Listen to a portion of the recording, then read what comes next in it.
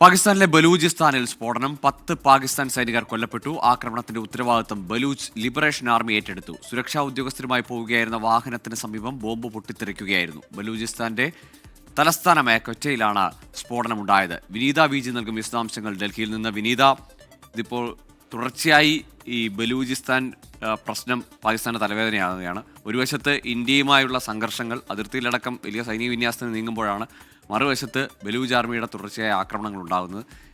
ഇതിന്റെ ഉത്തരവാദിത്വം ഏത് വിങ്ങാണ് ബലൂജ് ആർമിയിൽ ഏറ്റെടുത്തിരിക്കുന്നത്?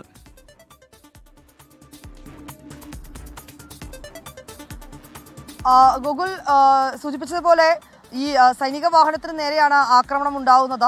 IED ബോംബ് ആക്രമണം എന്നാണ് നമുക്കിപ്പോൾ ലഭ്യമായിരിക്കുന്ന വിവരമനുസരിച്ച് മനസ്സിലാക്കാൻ കഴിയുന്നത്. ഇതിൽ 10 പാകിസ്ഥാൻ സൈനികർ കൊല്ലപ്പെട്ടതായിട്ടും അറിയാൻ കഴിയുന്നുണ്ട്.